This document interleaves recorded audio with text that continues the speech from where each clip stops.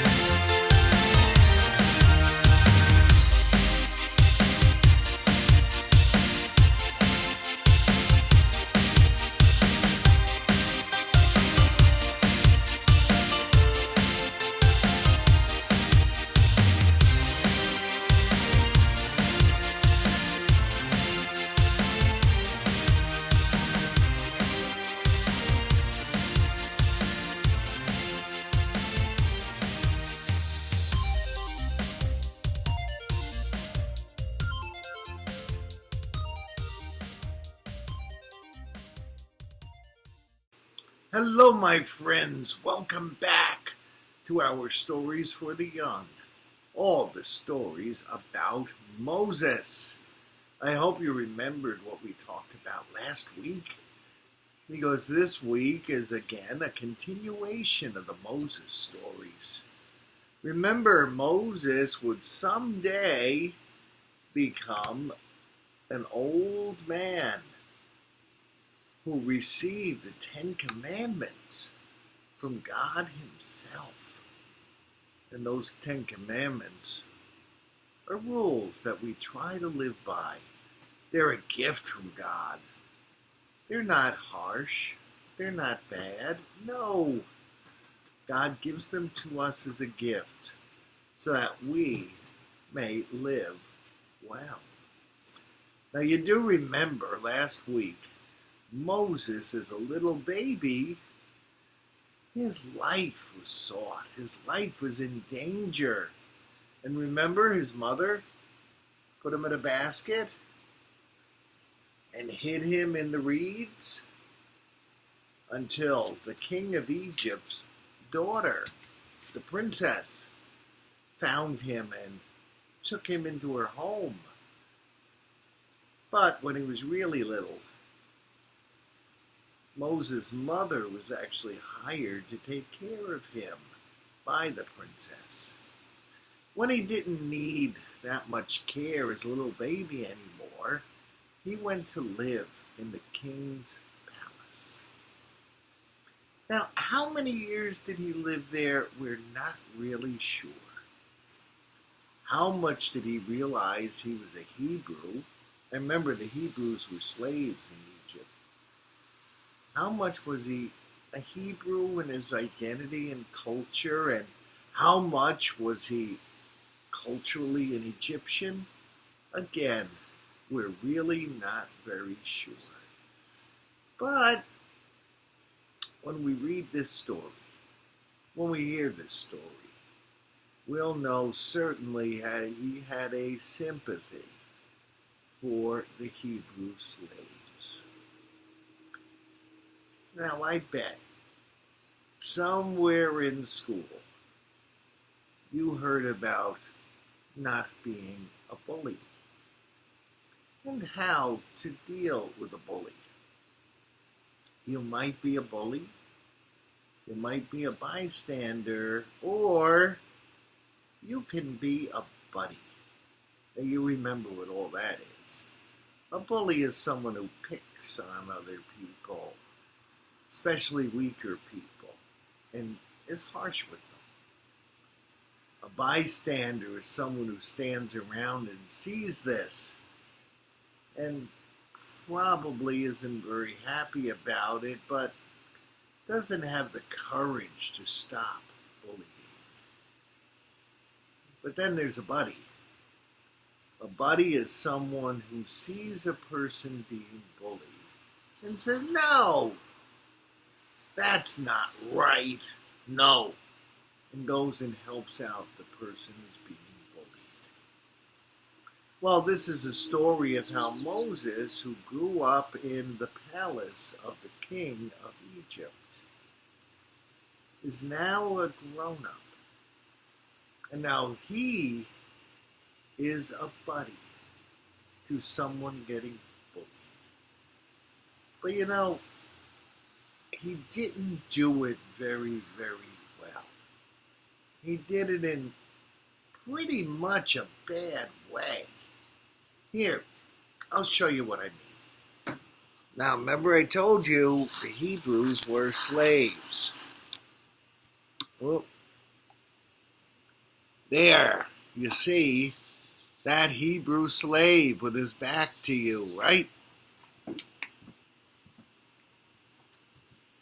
Well, one day, Moses went out of the palace and he saw one of the Egyptian overseers who was absolutely beating a slave, one of the Hebrew slaves. We don't know whether he was using a stick. Boom, boom, boom. Perhaps he was using a whip. Perhaps he was punching the man around. Maybe he was kicking him or throwing rocks at him. We don't know exactly. But he was being violent against this slave. Boom. Would you hit someone like that? I hope not. That's a pretty sick way to act. And I think it's pretty sick that anyone has ever owned a slave. But in a lot of human history, there were some people treated like slaves. Even here in the United States, slavery was legal for a very, very long time. Now, if Moses was a bully, he would have joined right in. Bop, bop, bop, bop, boonk. And if he was a bystander, he would have stood there and just watched. Maybe he'd be a bystander who's getting a kick out of seeing it. Or maybe he'd be a bystander who'd say, "I don't like this, but I'm kind of afraid to get involved." But Moses was not either of those things. No, Moses was a buddy, but he did it in the wrong way. Moses stopped the person who was beating the slave. He stopped him. Now, Moses must have been pretty strong, because not only did he stop it, but in doing so, he actually killed the bully. The bully was dead when Moses stopped. So Moses must have been a pretty big, strong guy. He also maybe had a few temper issues. He didn't know the right time to stop. Then he got scared. He got very, very scared. What was going to happen if people found this dead Egyptian? Ooh, you can be in trouble for that. So what did Moses do? Moses, hang on, I got something else to show you.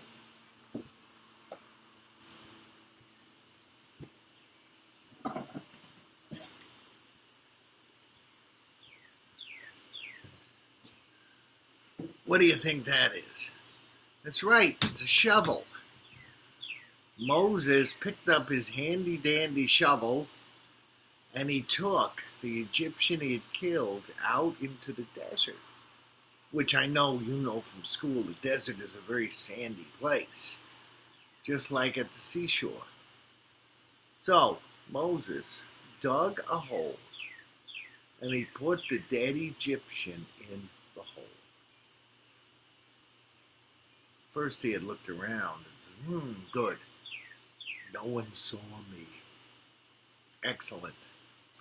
So Moses thought he had gotten away with murder. Now, I'm not saying he's wrong for protecting the slave. He was right for doing that. But did he have to kill an Egyptian to do it? Couldn't he have intervened and stopped it? I mean, he did grow up in the palace. He must have had some respect and authority. Well, he went a little far. He killed an Egyptian, he buried the body, and then the very next day, he goes out of the palace again, and this time, 2 Hebrews are fighting. These are 2 of the slaves. They're fighting with one another. And Moses again, he decides he's going to be a buddy. He gets in between those 2 men fighting, and he says, whoa, whoa, whoa, whoa, stop this. Stop. Hebrews should not be fighting with one another. See, even though he grew up in the palace, he certainly had an affection for the Hebrews. His mother must have taught him well that his identity was Hebrew. So he's telling these 2 men who are fighting to stop. Now maybe you'd think they'd be happy he was stopping the fight. They weren't. They looked at Moses and said, oh yeah? Who are you? Who are you to tell us to stop fighting? We know what you did.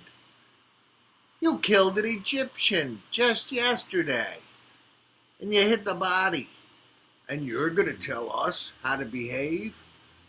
I don't think so.